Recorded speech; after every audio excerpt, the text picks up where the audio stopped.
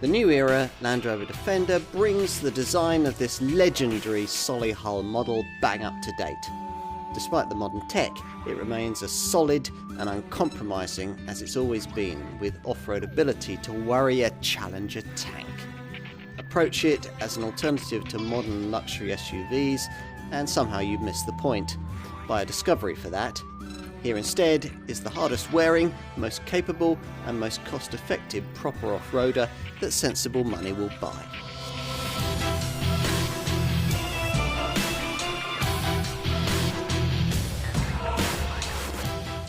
So here it is, the new era Land Rover Defender, the reinvention of an icon at last that's charmed us for over 70 years. It's a 4x4, not an SUV, says Land Rover, and the distinction's important. In terms of capability, this is the real deal. You may have forgotten what a real Land Rover is and what it looks like. These days we associate that Solihull maker with lifestyle SUVs and Range Rover products rather than the kind of farm-working 4x4 that Maurice Wilks developed for agricultural use back in the 40s. First known simply as the Land Rover, that very first model was first launched at the 1948 Amsterdam Motor Show as something much more than a motor vehicle. Now true, it could be used as a car, but it was also designed for use as anything from a power source to a small tractor. Over the years, ownership of the Land Rover brand came and went, but this iconic 4x4 remained much the same, gaining coil springs and a slightly longer wheelbase in 1984, and then the Defender name in 1989 to differentiate it from some of the brand's other products. That original Defender could climb many obstacles, but the biggest of all, the legislator's pen, ultimately defeated it, and ever toughening safety and emission standards finally ended production in 2016. But its memory lives on, and there are still some people who feel the original Defender is exactly what a true off-roader should really be. A properly capable vehicle of this kind shouldn't feel like a car on stilts. It needs to be rugged, practical and uncompromising. So, is that what we have here? Well, everything has been changed to differentiate this modern era Defender from the Land Rover original, but in concept, the Solihull maker insists nothing is really very different.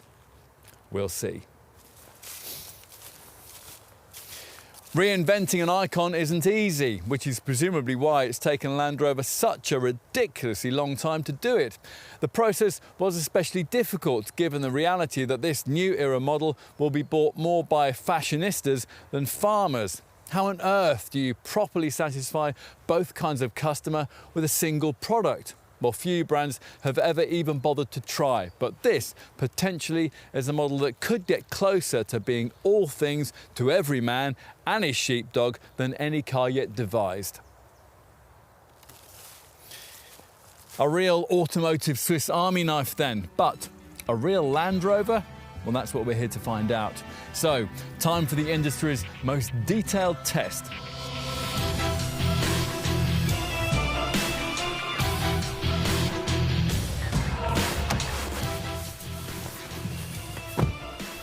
So what's it like? Well, not like an old Defender, that's for sure, although you still sit high in a position where both wings are visible, so despite the substantial size, there is a proper feeling of command. Fire the ignition, and if you expect the whole car to shake into life, as the old Defender's crude old diesel units used to force it to, you'll be disappointed. There is a bit more vibration than you get in, say, Discovery, but somehow that seems appropriate here, and the growl from up front is cheerful but quite subdued. It's all quite pleasing. You might really want one of these. Which is something of a change in itself, because once upon a time a Defender wasn't a vehicle you wanted, it was a car you needed to feed the cattle, to scale a mountain, to rescue those in peril, or to simply show your street that you wanted a 4x4, not an SUV. Now the difference is important, especially for Land Rover, who won't countenance use of those three letters in any part of Defender literature. Few other cars qualify for categorization as a proper 4x4, Jeep's Wrangler, a Mercedes G-Class and a Toyota Land Cruiser, that's about it.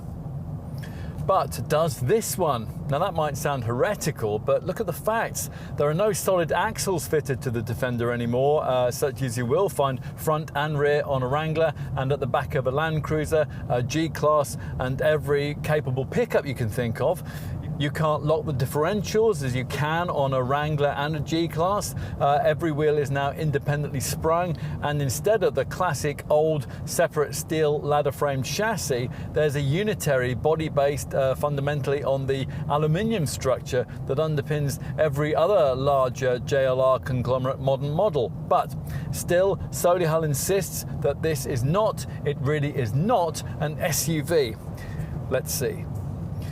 As you settle into your drive, it certainly doesn't feel like an SUV, and in a good way. There are all the modern comfort and tech features that you get in one of those.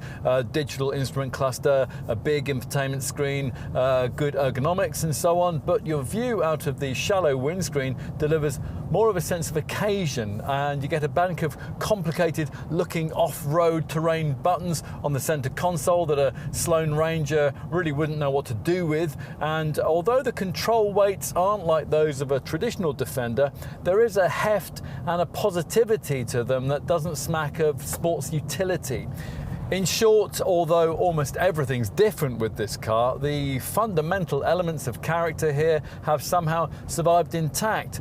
As before, you almost wish for a storm to blow up on the way to the Chinese takeaway, or a road closed sign to tell of flash flooding on the school run, because then, of course, your Defender will come into its own. It's all about capability, you see, and that's a word Land Rover continually uses to sum up what this car can do in extremis. Now we'll get to that because you'll want to know, we did, but perhaps even more if you're seriously considering one of these, you'll also want to know whether it can at last conquer the only jungle which comprehensively defeated its predecessor, the urban one. Will it ride the bumps like an 18th century carriage? Will it buffet your ears on the highway? Will it drink fuel like a thirsty hippopotamus? And will it crash your elbows on the side window glass as you try to twirl the wheel when you're parking? Well, no, of course it won't. Now, we're not sure whether those were ever credible qualifications for real 4x4 status, but they certainly aren't now. Well, let's start with the ride. It's actually brilliant. Yes, really.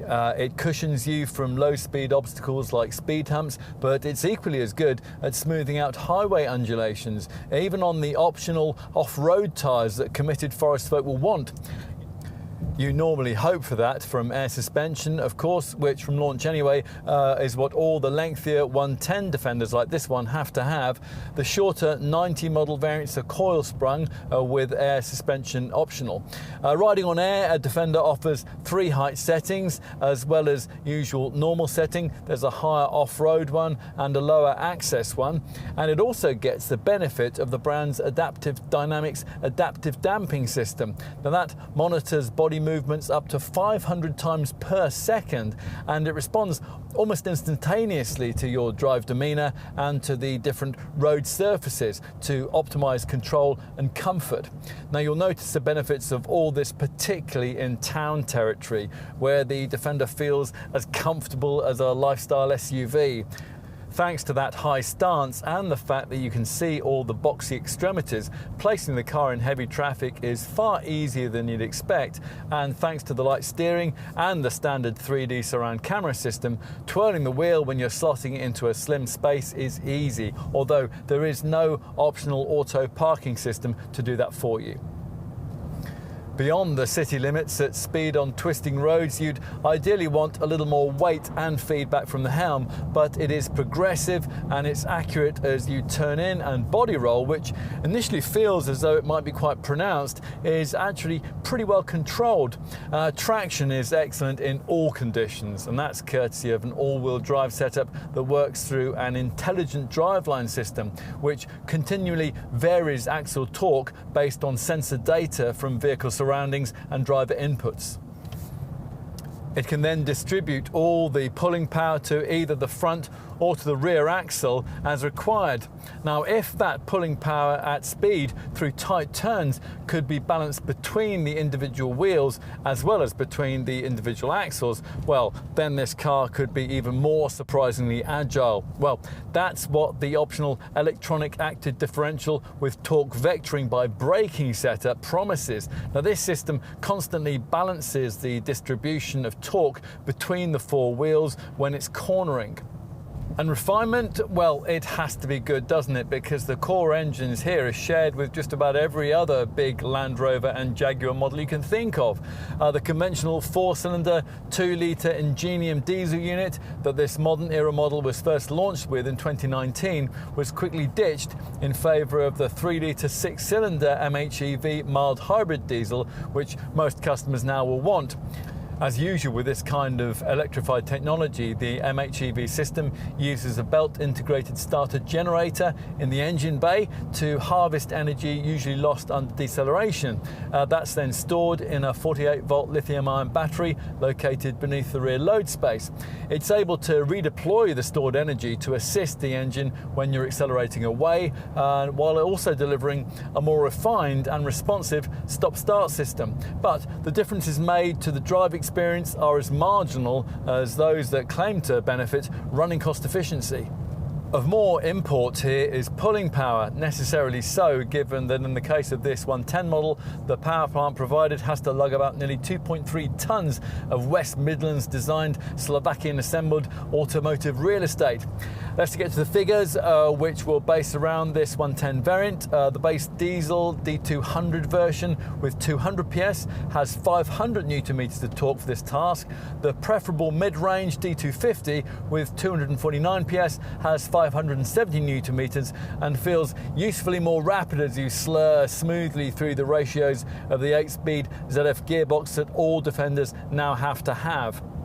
It makes 60 miles an hour from rest in 7.9 seconds en route to 117 mph. That's 1.6 seconds and 8 miles an hour quicker than the base variant. If that's still not enough, the top D300 diesel version has 650 Nm and improves the drive stats to 6.7 seconds and 119 mph. You can't improve the sprint stats by changing gears with steering wheel paddle shifters because there aren't any. As suggested earlier, the MHEV diesel variants aren't proper hybrids. If you want a Defender that is, you'll need the PHEV model, a P400e variant that borrows a plug-in hybrid drivetrain that we've already seen in the larger Range Rovers. If you're not familiar, that means a 2-litre 4-cylinder 300 PS petrol engine mated to a 105 kilowatt electric motor powered by a 19.2 kilowatt hour lithium-ion battery. The result is a 404 PS total output, and that's good enough to get this rather heavy, pricey confection to 60 in just 5.4 seconds on the way to 130 mph. If you resist the temptation to replicate those kinds of stats, there'll be a WLTP rated all-electric driving range of up to 27 miles possible from a Defender P400e. That's when it's fully charged. We can't imagine too many Defender folk are going to want a conventional petrol engine, but Land Rover is offering one anyway, the brand's usual 2-litre 4-cylinder unit in the P300. As you'd expect, given the 300 PS output, it goes well enough. 60 takes 7 seconds en route to 119 miles an hour, but it's got 25% less pulling power than even the feeblest diesel, and it drinks fuel like a thirsty Labrador. And that might make you fear for the running costs of the single 6-cylinder petrol model, the P400X, although you needn't, because that top engine is actually fractionally more frugal than the smaller capacity petrol unit. That's thanks to the installation of the MHEV mild hybrid tech.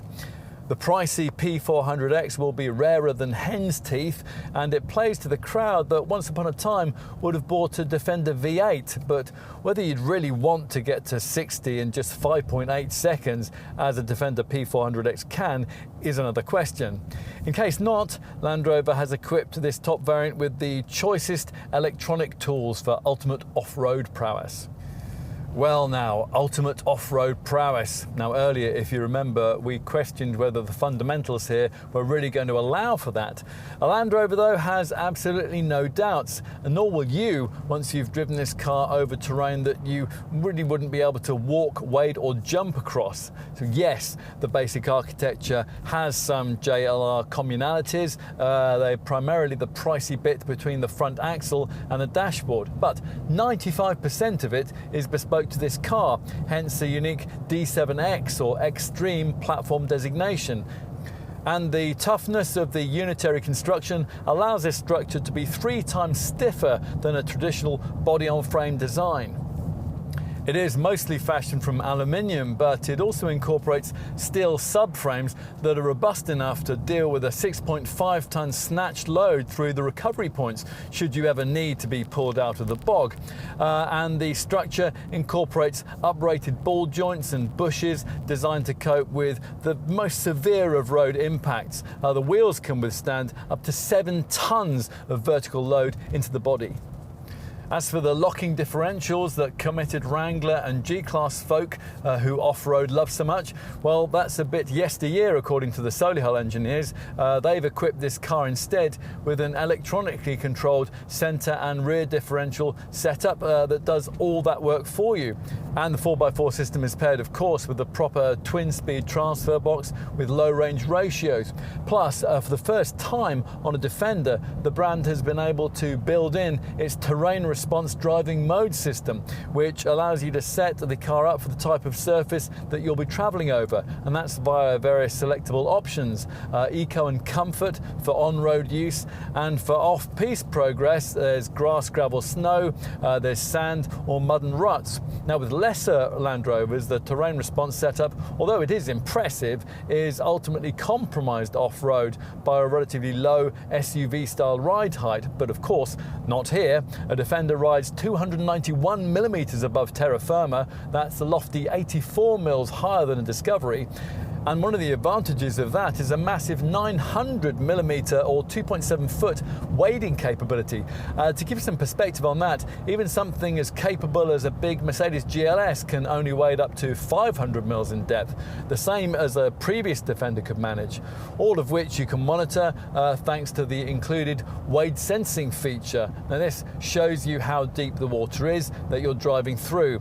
A visual display and warning chimes will alert you as the water level rises around the vehicle, and the electrical system is now tested to the latest IP67 standard, which is significant because it means that the car can be submerged in water for up to an hour without damage to the electrics. That's really good to know. Additionally, on this 110 variant at least, there's the advantages inherent in air suspension, which can raise the body by up to 145 millimetres. All of that, along with notably short front and rear overhangs and astounding suspension articulation of up to 500 millimetres, facilitates what for the off-road cognoscenti will be an eye-catching set of mud-plugging stats. There's an approach angle of up to 38 degrees. That'll really get you up steep slopes. Discovery, probably the market's most capable large SUV, manages 34 degrees, and once you've used the hill descent control to ease you down them again, you'll be glad of a very useful departure angle of 40 degrees. For the Discovery, it's 30 degrees. The breakover angle is 28 degrees in this 110 variant, or 31 degrees in the 90 model. In short, be assured this Defender is almost certainly more talented off-road than you are. All that's necessary is that you acclimatise to its capabilities and press the right buttons, and then tune into Radio 4 and watch the worst the elements can throw at you glide past the window. If you do really want to get involved in everything that's going on, then you can engage a low traction launch feature. Now, that works at speeds below 19 miles an hour, and it's also very useful when you're setting off from slippery driveways. And the Pivi Pro centre screen here has a useful 4x4 eye info section, which diagrammatically shows the real-time status of the suspension and the centre differential, as well as providing a compass, GPS bearings, altitude stats and an inclinometer.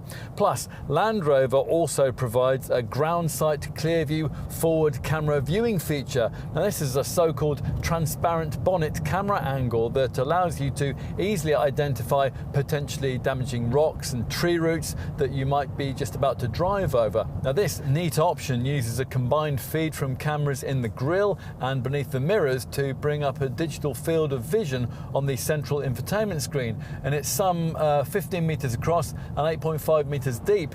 Your front wheels are ghosted into the display to help you place the car. If you are going to be putting any of this extreme capability to the test with any regularity, as Land Rover's various driving courses allow you to, it'd be a pity not to go a bit further and equip this car with the rest of the off-piste driving tech that's developed for it. That comes packaged up in the optional Advanced Off-Road Capability Pack. Now we have that fitted here. It includes 3 key items. Our favourite element is the Terrain Response 2 system, which, as its name suggests, is an upgraded version of the terrain response setup that we mentioned earlier. Now it works in the same way, but it adds extra rock crawl and wade settings, and more importantly a really useful auto mode which analyzes the conditions that you're driving in and then automatically selects the most suitable terrain program to cope. The pack also includes an all-terrain progress control system. Now this is essentially a kind of low-speed cruise control which helps you to maintain a steady progress on really challenging trails. And there is also a configurable terrain response package. Now that allows you to use a selectable display on the Centre Dash PV Pro infotainment screen to fine-tune the off-road setup. That last feature is a bit like an electronic version of what you could do manually in the old Defender, where the centre differential could be locked by using the high to low range gear selector. With configurable terrain response, of course, it's way more sophisticated than that. The central touchscreen controller allows you to vary the settings for the differential to prevent issues like cross-axle slip. Plus you can tweak the powertrain, the steering and the traction control system with 3 selectable options in each case. The system also allows 4 individual profiles to be stored, so different drivers can quickly activate their preferred settings. If all that sounds like Greek to you, then don't worry, you don't have to be nerdish about all this. You don't have to add in pricey extra cost packages or even really understand how everything works to properly enjoy what this car can do. Any standard version of this Defender in any spec would cope with trails that would almost certainly wreck any kind of SUV. And it's pretty hard to go too far wrong off the beaten track because the front bumper and the skid plate are the lowest parts of the car. So if you clear solid objects with those, you should be clear all the way. For many potential owners, off-road prowess will be of less interest than towing capability, so of course there's plenty of that. The maximum towing capability is 3,500 kilos, down from the higher 3,700 kilo limit that for some reason applies to models sold in the US. Bear in mind that it falls quite a lot with the PHEV P400e variant to 3,000 kilos. Available across the range is an advanced tow assist package which takes the stress out of difficult reversing manoeuvres by letting drivers steer trailers with their fingertips using a rotary controller on the central console. Now this is part of an intelligent setup that works with 3D visualization on the central touchscreen. Fit the right tow bar and the system can even tell you how much weight is on the tow ball, and it can run a trailer light check without you having to get out of the car. It is a long way from the hands-on vibe of the original model, but in creating a 4x4 that you could want as well as one you might need, Land Rover has judged most of this brilliantly. A Wrangler might be more retro and a G-Wagen more exclusive, but it's hard to escape the conclusion that the Defender is actually a better car, a better 4x4 than either. It's certainly better placed than either of those cars to interest someone who'd normally simply choose a large SUV but wants something a bit different and a bit more capable. There is, quite simply, nothing like it.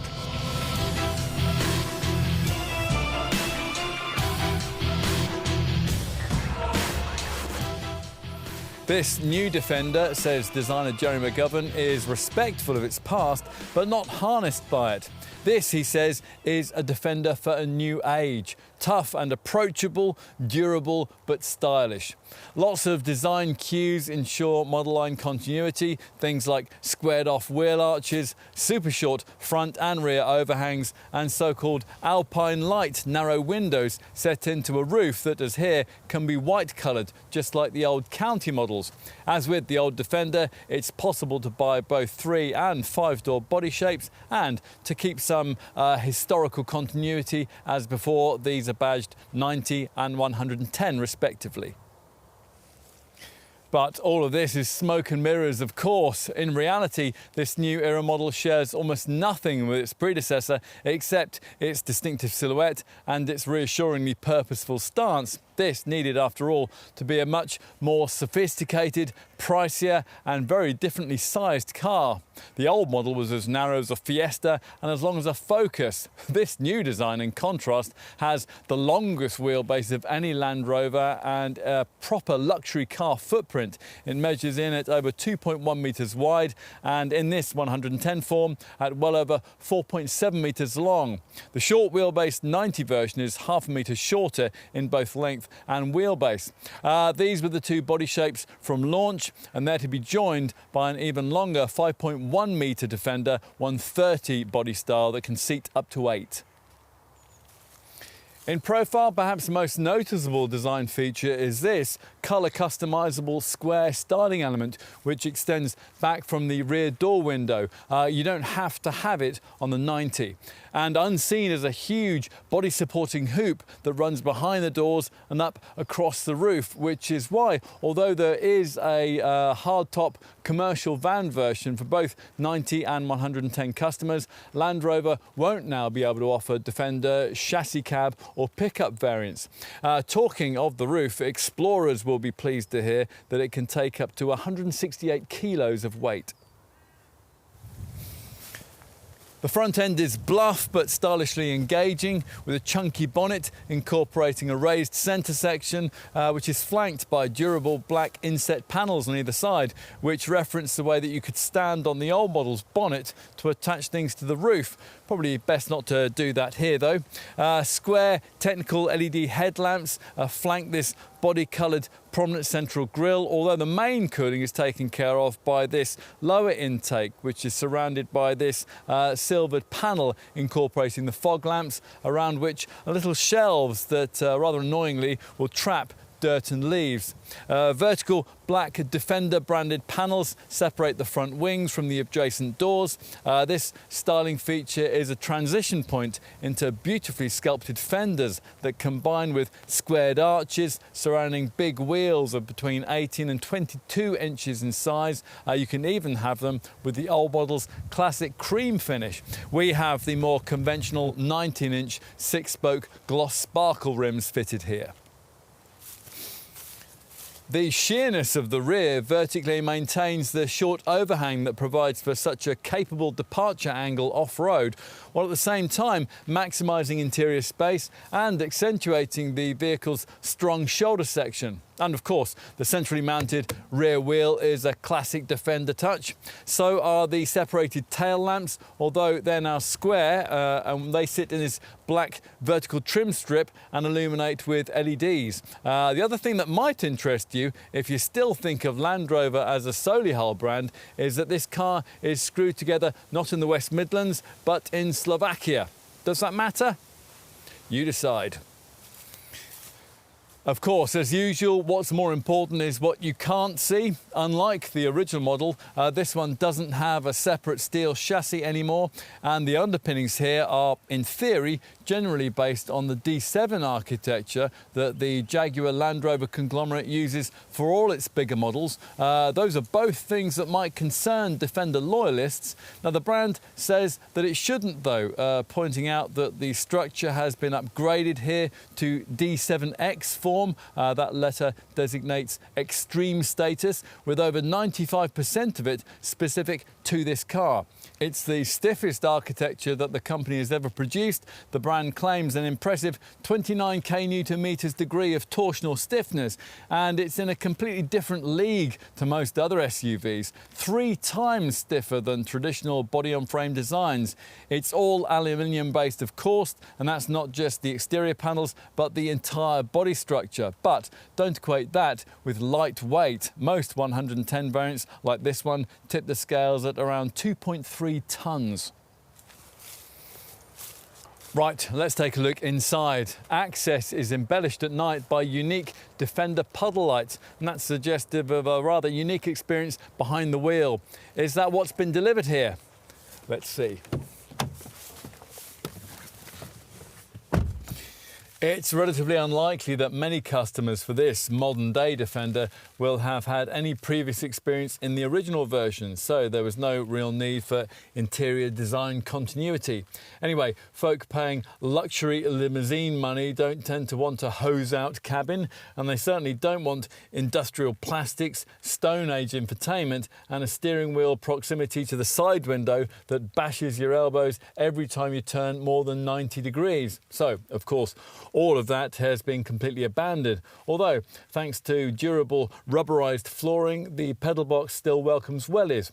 In addition, the surfaces are still mainly of the wipe clean kind, and you can still specify a useful little fold-out jump seat that'll sit here between the two chairs up front.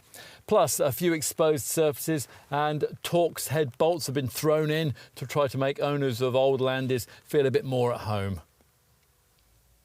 Defender fascia design for this new era is based around this exposed colour customisable magnesium alloy crossbeam, which is proudly stamped Defender and which Land Rover says is integral to the body structure. It features stout grab handles at either end to aid entry, and on the passenger side, the stitched upper part of the beam provides something to grip tightly onto should off-road feats of daring do be being attempted by the driver.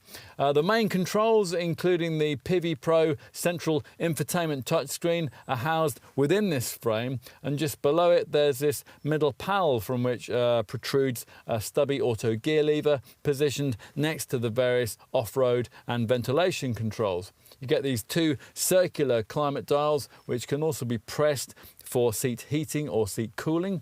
The left one can additionally function for fan speed, while that on the right can serve as a selector for the various terrain response modes. It all works very well, but that won't stop loyalists to the original model pouring scorn on the various soft touch surfaces, the colour coordinated trimming and the leather upholstery. They might though recognise a few little touches which have been carried over intact from the old car. This full width dash level shelf, for example, which even extends behind the infotainment screen. Now, we mentioned the Pivi Pro infotainment system, a setup that now features on all modern JLR models, offering a 10-inch touchscreen which is really clear and intuitively designed. Thanks to 85 ECUs constantly talking to each other at up to 100 megabits per second, it's quick and informative, and it incorporates software over-the-air technology, so it can remotely update its 14 separate modules over the internet when you're parked up. Two smartphones can be connected at once. There's high-definition 3D mapping, a 3D surround camera, a 6-speaker DAB tuner, and Apple CarPlay and Android Auto smartphone mirroring is built in. Almost everything you'd want, really, although you would have to pay extra for Wi-Fi connectivity. The menus are clear, and you can easily tailor the home screen to feature the things that you most frequently want to see. Navigation, media and phone info, for example. It's all a world away from the crackly aftermarket Alpine audio, which was the extent of the infotainment provision offered in the old model. And it perfectly complements the 12.3-inch interactive driver display. Now, this is Land Rover's terminology for the customisable TFT colour monitor that you view through this chunky 4-spoke wheel. It's a screen that's standard, providing you avoid entry-level trim, and it is reasonably customisable. Your options in that regard are actually pretty limited, but they do include full-screen mapping and various elements of phone and media functionality. There's lots of room here between the front chairs, which allows for 3 configurable options for this space. Now, here we've got a front centre console with an armrest, and that's a package which comes fitted from S specification upwards, and it's what you'll get if you don't like the sound of the other 2 options available for this space. Now, one is a cabin walk-through package. Now, that gives you a storage area with cup holders which is set low enough to enable relatively easy movement from the front here to the back of the car, and that's ideal perhaps for parents, as might the third option be for this space, a front jump seat. That's a useful extra pew which can make either the short wheelbase 90 variant or this longer 110 model into a 6-seater, and for this 110 provide an alternative to having to specify the two extra boot mounted chairs that most customers for this long wheelbase variant would usually probably want. We don't really understand why a 110 owner couldn't be allowed to have both the jump seat and the fold out boot chairs. That would turn his or her Defender into a potential 8-seater, but Land Rover clearly wants to leave a market USP for the lengthier Defender 130 model that it's been planning. As the term jump seat suggests, this feature can't really function as a proper seat, but it is a great feature to have if you want to give someone a lift home from the pub, or if you have a small child who wants to sit on short trips between parents up front, although Isofix child seat fastenings are lacking. Otherwise, it's not a place anyone would really want to be for very long. If you do have the jump seat, when it's folded down and not in use, the back of it will function as a rather oversized armrest and cup holding receptacle. What else might you need to know here? Well, some of the characterful Defender touches are welcome, like switches that are large enough to be operated by a gloved hand, and some of them aren't, like the way that a huge tailgate-mounted spare wheel obscures your view out back. You're really going to need the standard rear sensors and the 3D camera system too. There's lots of seat and wheel adjustment, and these front chairs, which are usually leather trimmed, although we have a leather and textile combination here, these really are quite comfortable, although you will find that they lack a bit of side support at speeds through tighter turns. Look harder and you'll find quite a few nice little design touches, touch-sensitive overhead lights, these little speakers in the A-pillars, and an optional clear sight rear-view mirror, which transforms itself into a rear-view camera image sourced from a roof-mounted antenna, giving you a full view rearwards, even if the boot area is loaded up to the ceiling.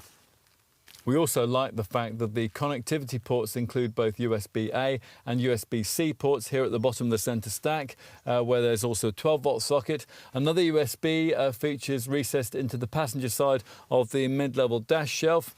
That shelf is just one of the places that you can stash stuff around the cabin. There are big door bins, there's a large glove box and ticket clips in the sun visors too. If you haven't added in that central jump seat, you will, as mentioned earlier, get this big stowage area, which includes this deep central lidded box, which as an option can be refrigerated, with shallow storage or space for a wireless charging mat just in front and twin cup holders just in front of that. This central stowage area also has a low level with a durable rubberized base. Let's take a seat in the second row. Now, if you care about this issue at all, you'll have opted for the lengthier 110 model like this one. The shorter 90 body shape doesn't have rear side doors, so with that variant, you'll have to fold forward the front chairs and squeeze past them, although the aperture provided for that is reasonably generous. Of course, with this 110 model, access is much more convenient, and it's aided by the way that the air suspension system's elegant arrival feature automatically lowers the body by 40 millimeters to aid entry. And inside, well, in this 110 series Defender, it's as spacious on this rear bench as you'd hope a 4.75 metre long family 4x4 would be, with loads of head and leg room, plus, thanks to the wide body and this impressively low central transmission tunnel, it'd be quite possible to fit 3 adults in here with reasonable elbow room. The extra floor height necessitated by the more sophisticated all-wheel drive mechanicals means, though, that you can't be quite as comfortable as you would be in a conventional lifestyle SUV. The seat backs don't recline, and the seat base doesn't have a sliding function unless you have specified the optional fold-out chairs in the boot, that is. Narrow overhead alpine windows shed extra light back here, and you can improve further on that by adding in the optional panoramic glass or fabric sunroofs, which would occupy the space provided for by this ceiling recess. Stout grab handles reside on the B-pillars, and in the centre here you get twin vents, a small cubby and a row of connectivity ports, 2 USBs and a couple of 12-volt sockets too.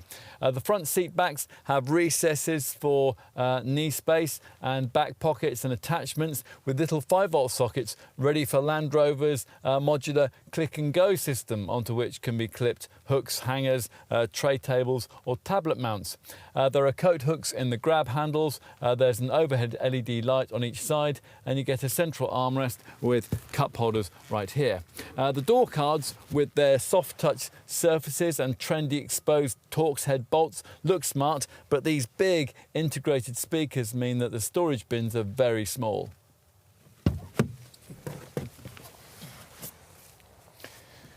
That's enough on the second row. If you're choosing this 110 model with a family in mind, think carefully about whether it's really necessary to pay the extra £1,700 that the brand wants for the family pack that'll get you 2 more seats in the boot.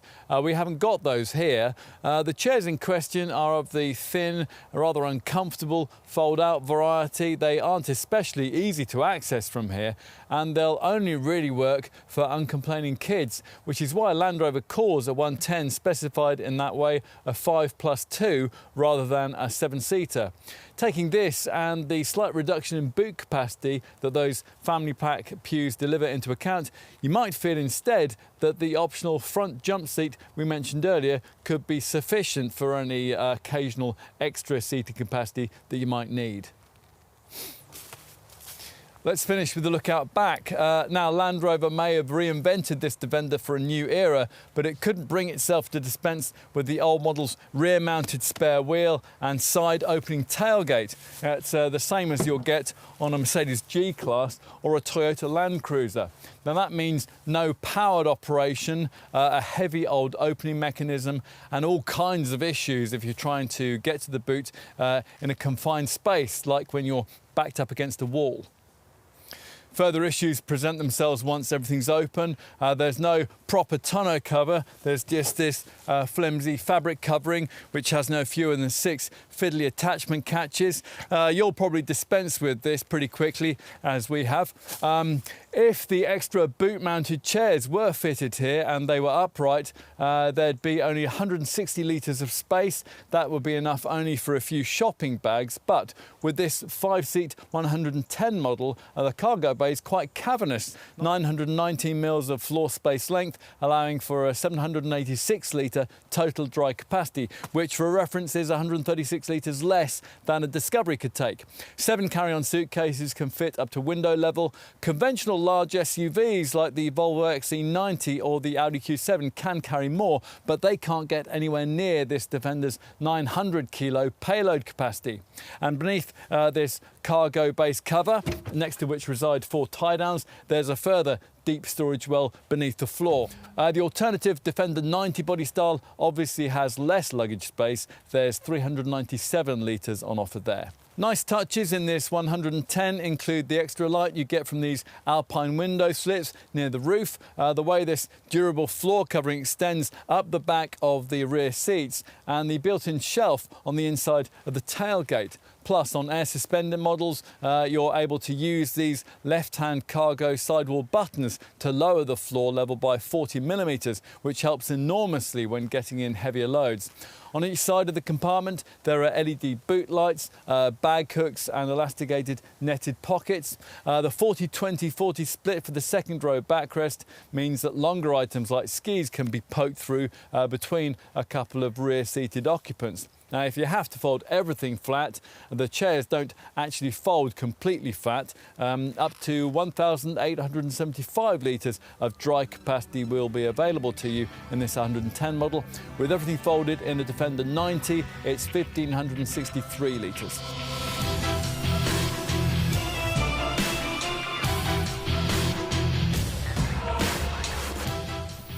If you needed any further reminding that most owners of older Defender models need not apply here, then JLR's pricing structure for this new era design provides it. At the time of this test in autumn 2020, even the commercial van version, the Defender hardtop, didn't even kick off cost-wise until he spent at least £43,000.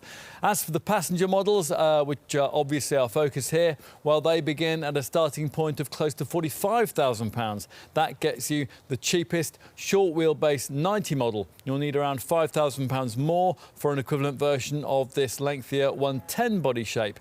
Now that premium reflects the standard inclusion of air suspension on the 110. The 90 models run on coil springs unless you pay more. All Defender variants have to have an 8-speed automatic gearbox. Prices go right up to and above the £80,000 mark, and will go beyond that for the future Defender 130 8-seater body style that hadn't been launched at the time of this test. Typical spend on the 90 and 110 models is likely to be at the upper end of the £50,000 to £65,000 bracket, within which lie the 3 diesel power plants that most Defender customers will want. Now, all of these use basically the same inline 6-cylinder 3-litre mild hybrid engine in varying states of tune. Now, the base pricing references the entry-level D200 variants with 200 PS. There's a premium of around £2,700 to upgrade to the 249 PS mid-range D250 diesel power plant that you'd probably ideally want, and around £3,700 more on the top of the price of a D250 gets you the top D300, which, as you'd expect from the moniker, puts out 300 PS. Despite the current zeitgeist, we can't imagine many folk are going to want the conventional 4-cylinder P300 petrol models. They start at around £50,000. But for those 110 customers who can afford pricing in the £65,000 to £85,000 bracket, there might be some interest in the rather novel prospect of a Defender plug-in hybrid, the P400e. Now, this uses the same 4-cylinder 2-litre engine mated to a 105 kilowatt electric motor for an output of 404 PS. Beyond that lies a top petrol variant with more conventional tech, the P400X, which has a bigger capacity 3-litre 6-cylinder unit putting out 400 PS, although that car is going to be a very rare sight indeed, not least because at the time of this test it was pitched ambitiously in the £77,000 to £81,000 bracket. Hopefully you're now getting a feel for the Defender range structure, and it's based around the usual Land Rover trim options. Base petrol versions of both body styles and the base D200 diesel 110 variant get an entry-level Defender spec.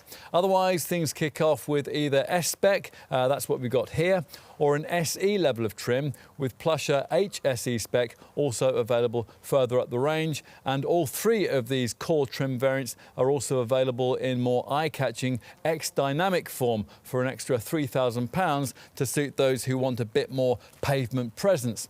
The various P400e, PHEV model variants only come with the X-dynamic pack, and the fastest D300 diesel and P400 petrol models can be had with a bespoke X-spec. In fact, the P400 can only be had in that form.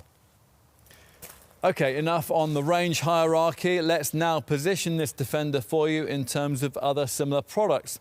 Now, the closest thing that the Solihull maker's own product range has to this car is a Land Rover Discovery, which with equivalent specs and engines costs almost the same as a comparable Defender 110. But that's an SUV. It's not an uncompromised, go absolutely anywhere proper 4x4. And that is the case with just about any other large SUV model that you might consider at this size and price point. So, what else might more realistically meet the needs, the wants and the desires of a typical Defender owner? Well, not much. If you're looking at a Defender 90, then the only other direct rival that might satisfy you is a 2-door Jeep Wrangler. Now, that costs around £5,000 more and it's much cruder.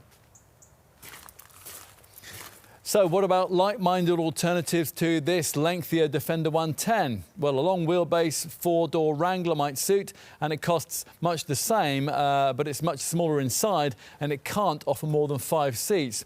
A Toyota Land Cruiser, well, that might be a closer match. One of those in its cheapest form could save you around £3,000 over a base Defender 110, but the plusher mainstream Land Cruiser and Defender models, they cost much the same. The only other car that really deserves a mention in the same breath as the Defender is the Mercedes G-Class. But as you might expect, one of those is much more expensive, around £96,000 in G350D form, around £35,000 more than a top-spec, comparably powerful Defender 110 D300 HSE. Enough with comparisons. Let's say that you've decided, quite understandably, that there really is nothing quite like a Defender. Now, if that is the case, then the decision might be sealed for you if Land Rover were able to offer a high standard of spec. So, is that what we have here? Well, let's see. Now, we've talked about the way that all versions of this car come with automatic transmission, and obviously, given that this is a Land Rover Defender, they also get all-wheel drive and a twin-speed transfer box with a proper low-range setting. Plus, for the first time with this model line, you also get the benefit of the brand's terrain response system. Now, that has various selectable modes that set the car up for different kinds of surface. The 110 variants, as mentioned earlier, they get standard air suspension, and that's a setup that's linked to the brand's adaptive dynamic system. Now, this continuously monitors the current road conditions and your driving style before automatically adjusting all the vehicle's suspension settings to suit. The system's adaptive dampers monitor body movements up to 500 times per second, and they respond almost instantaneously to optimise body control and comfort. Other features common across the range include LED headlights, wheels of at least 18 inches in size, shod with all-season tyres, power folding mirrors, cruise control with a speed limiter, a heated windscreen, a wade sensing system for fording deep water, and a range of camera safety features that we'll cover off in just a moment. Interior equipment fitted across the range includes heated and semi-powered front seats, an auto-dimming rear-view mirror, and a 360-degree parking aid. Infotainment, that's taken care of by a 10-inch Pivi Pro centre dash screen with a connected Navigation Pro system, a 6-speaker DAB audio setup, a smartphone pack which gives you Apple CarPlay and Android Auto smartphone mirroring, and also an online pack with a data plan. Now, talking of smartphones, like all Land Rovers, all versions of this Defender come with a downloadable remote app. Now, with this, you can remotely lock or unlock the doors, you can precondition the cabin climate, you can track your various journeys, and you can flash your Defender's headlights if you're searching for it in a crowded car park. All of that's included with that base Defender standard of spec we mentioned earlier, but that is only available with certain entry-level engines. And anyway, if you've always aspired to Defender ownership, you'll probably want to treat yourself a little bit more than that, at least perhaps by stretching to this S-Spec standard of trim here. Probably the key addition at S-Spec is the 12.3-inch customisable interactive driver display screen for the instrument binnacle. Plus, S-Spec additionally gets you larger 19-inch wheels and an auto high beam assist feature for the headlights. At this level in the range too, the cabin is embellished with seat facings which are finished in grained leather and robust woven textile upholstery. Also added is a leather covering for the steering wheel and the gear shifter. And you also get a centre console with an armrest. If you can go further and stretch to an SE spec model, you get upgraded premium LED headlights with signature DRL illumination, plus front fog lights, keyless entry, body-coloured door handles and bigger 20-inch 5-spoke alloy wheels, along with a range of extra camera safety kit that we'll cover off in just a moment. And inside with SE spec, you get full electric adjustability for the front seats. There's a powered steering column and a 10-speaker 400-watt Meridian sound system with a subwoofer. Plus, there's also Land Rover's clever ClearSight interior rear-view mirror. Now this beams a rear-view image sourced from a camera on the roof onto the interior mirror glass. To all of that, top-spec HSE trim adds matrix LED headlights, a sliding panoramic roof, a different style of 20-inch alloy wheel, and even more camera safety kit courtesy of the driver assistance pack. There's also a plusher cabin with a heated steering wheel and an extended leather upgrade that coats the dash and doors with hide, plus softer Windsor leather for the 14-way heated and cooled electric memory front seats.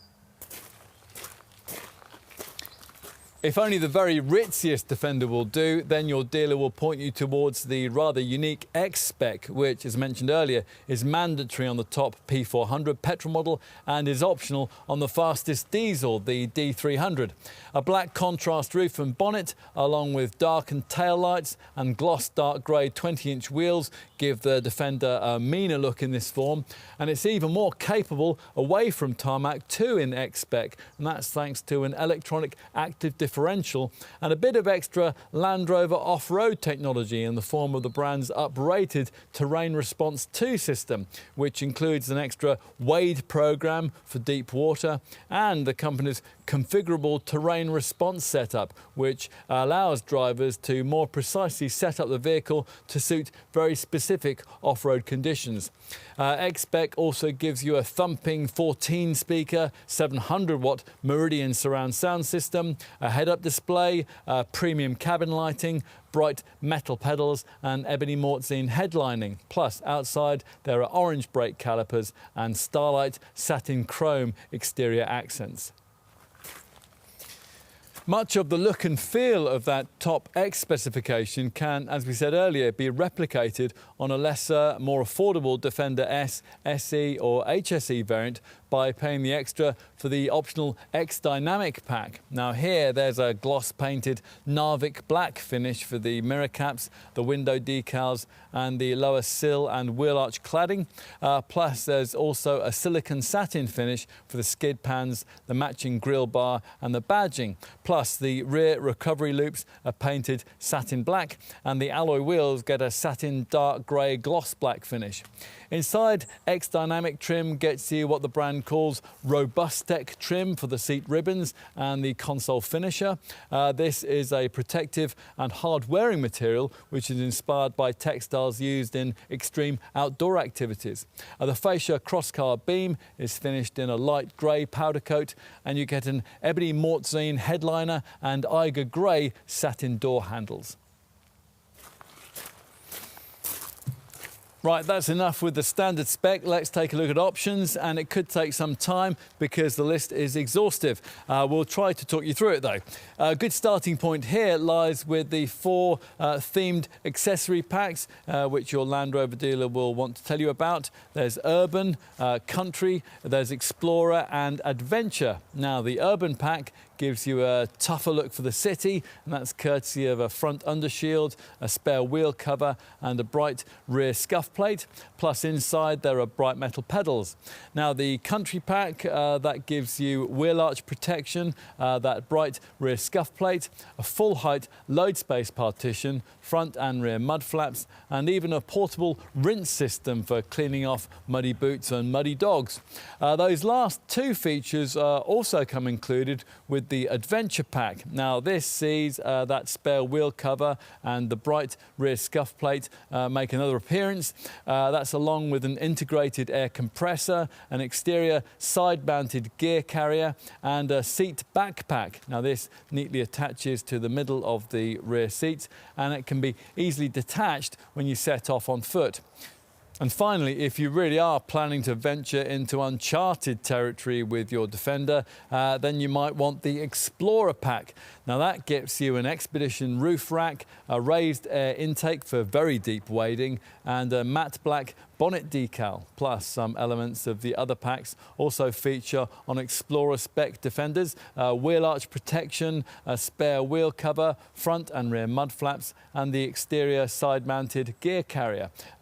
Each of the 4 packs that we've just covered, they can be further upgraded with side steps and side tubes. The Country, Adventure and Explorer packs, they can all be had with an A-frame protection bar too. And with the Explorer spec, you can even add a deployable roof ladder. Let's go on to individual options. Now, one of the key cabin extras is the front jump seat that fits between the 2 main chairs for occasional use. Now, you definitely want that with the short wheelbase 90 version, but on this lengthier 110 model, annoyingly, you can't add in that jump seat if you're also paying extra for the 2 boot-mounted 6th and 7th fold-out chairs that most 110 customers will want. If you do want those 2 extra boot-mounted chairs in this 110, then you'll need to add them with the optional family pack. It's not cheap, it'll cost you at least £1,700, but it does at least also come with 3-zone climate control, giving rear seat folk separate climate controls, cabin air ionisation for purer cabin air, and an air quality sensor. Those last 3 air quality features can also be specified separately. What about driving stuff? Well, the electronic active differential with torque vectoring by braking system, which improves the handling of the top X-spec variants, that can also be had across the rest of the range for just over £1,000 more. For serious off-road work, you might benefit from a set of gnarlier off-road tyres. Both those 2 features are included, along with roof rails, and that's as part of an available off-road pack. If you're going to be regularly venturing off the beaten track, then we would recommend you further add the available Advanced Off-Road Capability Pack. Now, this gives you the Terrain Response 2 and configurable terrain response systems that we were talking about earlier, along with all-terrain progress control. Now, this is a kind of off-road cruise control. You simply set it at very low off-road speeds and the car does everything for you. It's brilliant. Those 3 key off-road features, Terrain Response 2, configurable terrain response and all-terrain progress control, they are also part of an available optional towing pack, which, as well as an electrically deployable tow bar and a tow hitch receiver, additionally includes Land Rover's advanced tow assist setup. Now, this will automatically operate the steering when the vehicle is driven in reverse with a connected trailer.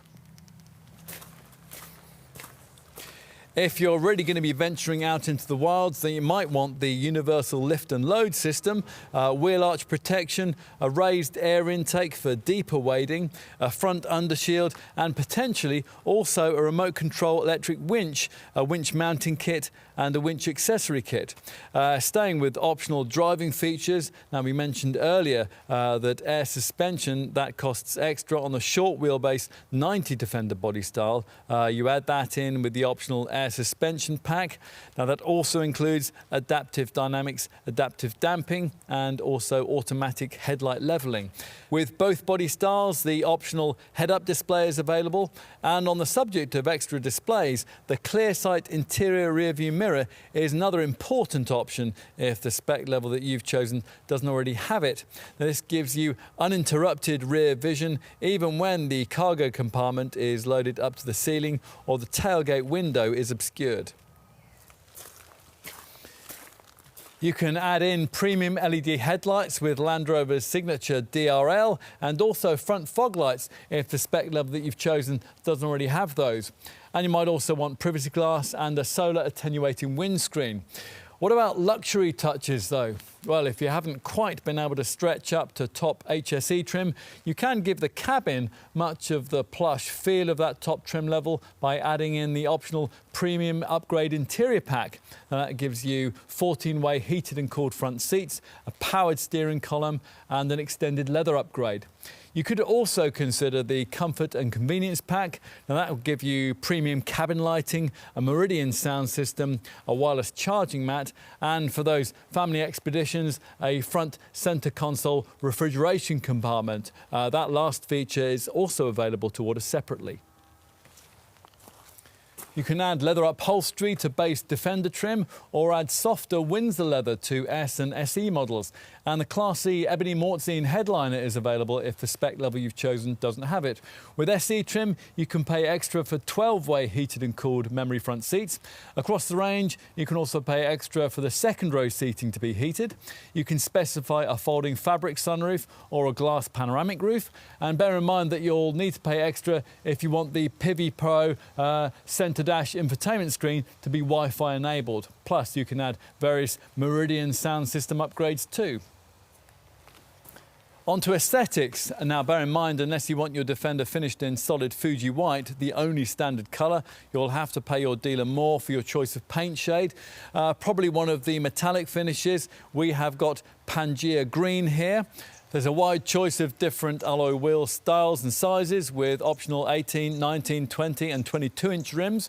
For the interior, if you want to completely disregard this Defender's practical remit and add in a touch of luxury, you could add in inlays in walnut or smoked dark oak veneer and maybe also premium or luxury carpet mats. The cross-car fascia beam can alternatively be finished in a brushed powder coat finish, either in white or if you have an X-Dynamic model in dark grey. You can also specify bright metal pedals and illuminated sill tread plates. As for practical features, well, if you're into lifestyle activities, we'd recommend the optional activity key. It's a waterproof, shockproof wristband with an integrated transponder. And when you're wearing it, you can lock the key in the car and remove the anxiety of losing it. When you return from rock climbing or canoeing or biking or whatever, all you do is to hold the wristband near to the boot badge and it opens the tailgate so you can access the ordinary key fob where it'll have been safely stored away. The activity key doesn't have a battery, so it will never run out of power. Now, we'll also mention that this car's 300 kilo maximum static roof load allows adventurous souls to make use of the available expedition-ready pop-up roof tent accessory, turning the Defender into an all-terrain home from home. Talking of home, if you choose the P400e PHEV variant, you might be rather irritated to find that you'll have to pay extra for the Mode 2 cable, which will allow you to charge from a conventional 3-pin domestic plug. What else? Well, for the load space, there's floor rails, a semi-rigid liner, a quilted liner, a rubber mat, a full protection liner, a divider, a tread plate, and full or half-height partitions. There's also a partition net and the luggage retention net, along with a load space security box.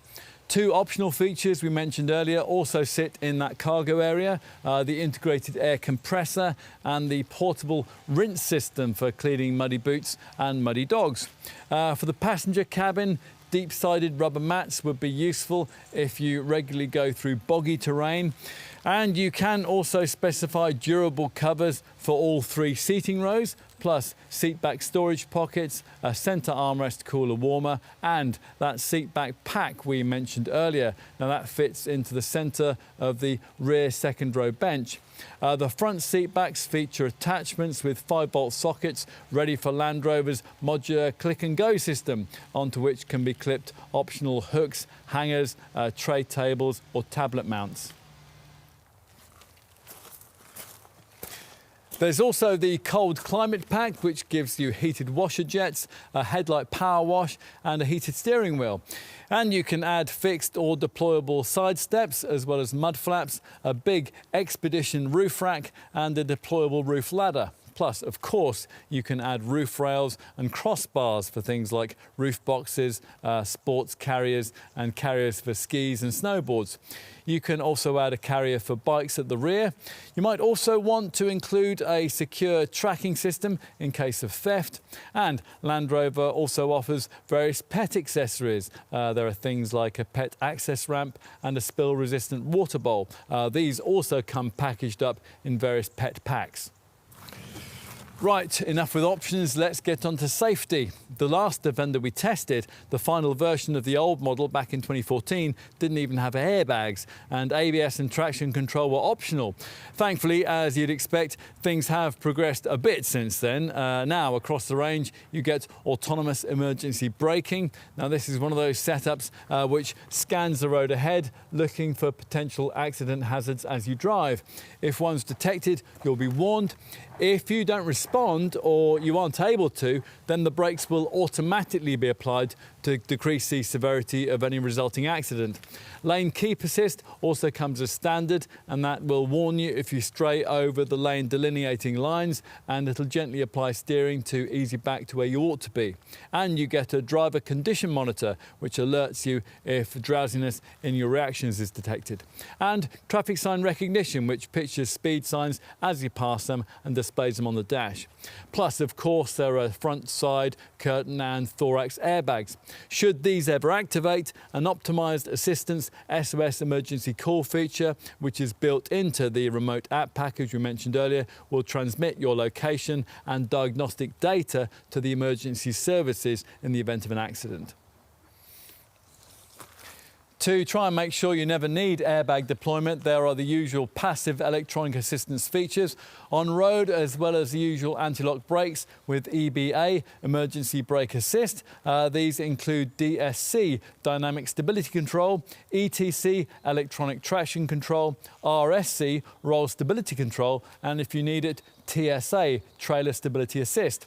Off-road, you're more likely to use hill start assist to get you up steep slopes, GAC, gradient acceleration control to ease you over the summit, and HDC, hill descent control to help you down the other side.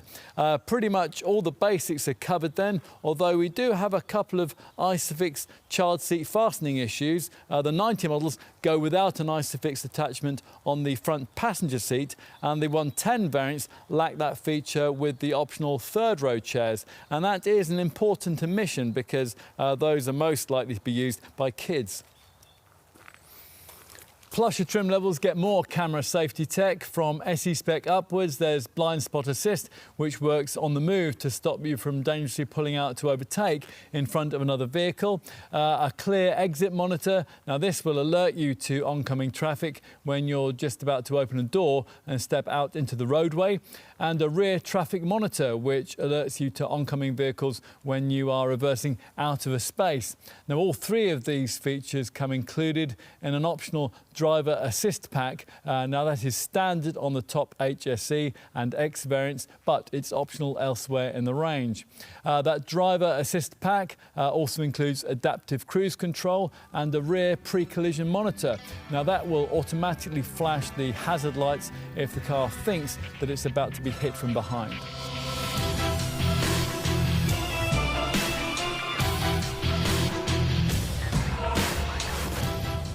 Once upon a time, Defender folk never used to worry very much about running cost efficiency, but that was in a time when we were ignorant of the melting ice caps and displaced polar bears.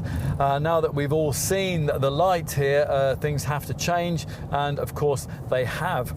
To some extent anyway, there is only so much that you can do to make a 2.3 tonne 4x4 like this one decently economical to run, but most of what's possible has been addressed here, especially since the upgrades for the 2021 model year, which introduced a whole raft of Jaguar Land Rover's latest electrified engine technology. Primarily for the diesel Defender variants that most will want, as well as for the top 3-litre 6-cylinder petrol model. This is based around the MHEV mild hybrid technology that we described in our driving experience section. Just to reiterate, MHEV tech is based around use of a belt integrated starter generator in the engine bay that harvests energy that's usually lost under deceleration, and then it's stored in a 48-volt lithium-ion battery located beneath the rear load space.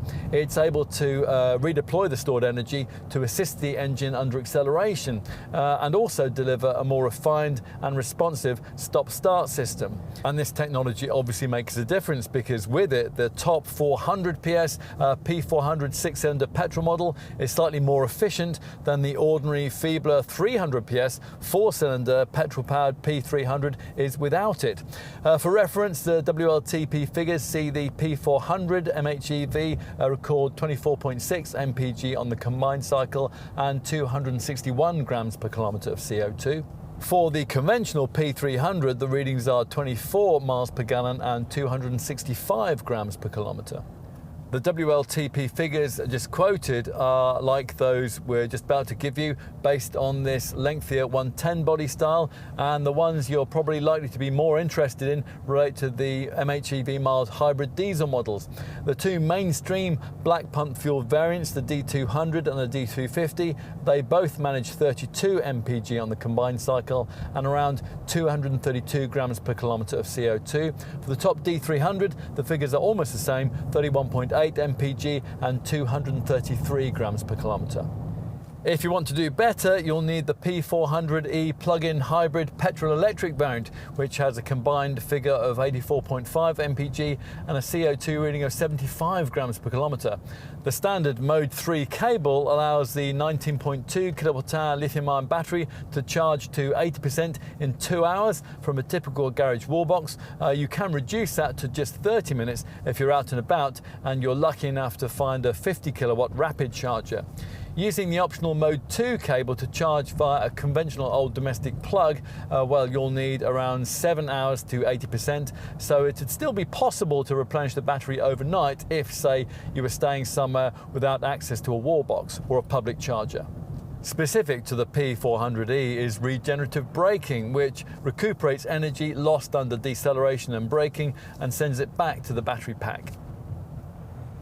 Across the range, a series of design measures aim to try to keep this car's efficiency showing within reasonable bounds. The drag coefficient of 0.4 CD properly consigns the previous generation car's barn door aerodynamics to history. The Euro 60 temp engines use variable exhaust valve timing and selective catalytic reduction for extra cleanliness. And of course, the diesels use the usual AdBlue after treatment system that sprays an aqueous urea solution into the exhaust system, neutralizing harmful gases like nitrogen oxide. You can top up that solution's tank yourself, or you can have your Land Rover dealer do it for you when it's required, and that's around every 9,000 miles. Of course, the driver will need to play his or her part in pursuit of cleanliness and frugality, selecting the terrain response system's eco mode as often as possible and keeping an eye on the eco data part of the infotainment screen. Now here you get various screen options. There's one that shows you the energy impact of various electrical items, the air conditioner, the heated seats, the heated windscreen and the heated rear window, also the heated steering wheel if that's been fitted, and another with so-called eco tips. Now these are supposed to improve your frugality, although some of these, to be absolutely frank, are a bit blindingly obvious. I mean, they're things like apply the accelerator smoothly and avoid driving at high speeds. More useful is the driving style display that marks your driving efficiency from 1 to 5 in 3 areas: acceleration, speed and engine, and braking, and gives you a percentage-based driving score as a result. There is also a history screen which graphically shows your recent efforts in frugality and awards you a little trophy for your most economical journey. What else? Let's start with insurance and begin with the diesels. The D200 is rated at Group 31E to 33E. For the D250, it's Group 37E to 40E. For the D300, it's 41E to 43E. For the P300 petrol, it's Group 37E to 40E, while for the P400X, it's Group 43E. As for depreciation, well, Defenders have always been in great demand on the used market, hence strong retained values, which for the mainstream models vary between 64 and 68% of original purchase price after a typical 3-year ownership period, and that's way above the class norm. As a result, leasing rates for this car aren't as high as the list figure asking prices might lead you to believe. Even the green lobby feel more kindly towards this model these days, and that wasn't always true. After all, in 2005, Greenpeace activists chained themselves to vehicles on Land Rover's Solihull production line in protest. They should be more approving of this current model's extensive use of structural aluminium. Much of it is fashioned from recycled content, and that's a useful nugget of info to have if you come across a disapproving green-bearded person. You might also like to mention that in a decade or so's time, when a comparable German SUV is being driven to the recycling plant, this Defender will almost certainly still be going strong. A 3-year unlimited mileage warranty comes with this model, along with 3 years of roadside recovery too. Plus, there are further extension packages available if you want them. As for maintenance, well, your costs here will be at a different level from what you'll pay to look after a similarly priced luxury saloon, particularly when it comes to tyres and brakes, of course, so budget accordingly. Having said that, Defender's garage costs really shouldn't be very much different from those of Discovery. Routine servicing, well, those appointments can be up to 21,000 miles apart, although that figure could vary and it'll depend on how you use the car.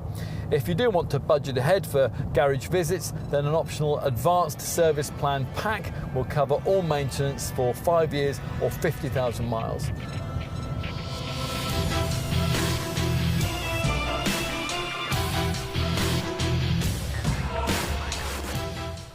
Land Rover has reinvented the Defender for a new era without allowing this model to lose its iconic feel and legendary off-road ability. Now, the amount of time this car spent in development suggests how difficult it must have been to achieve this, but we think many will very much like the end result. Like its predecessor, this Defender effectively operates in a virtual class of one. It's a vehicle which is exempt from the usual rules of assessment. The style is unique, it'll embarrass just about any other SUV off-road, and it'll probably outlast you. If you want the real deal, then there really is no substitute.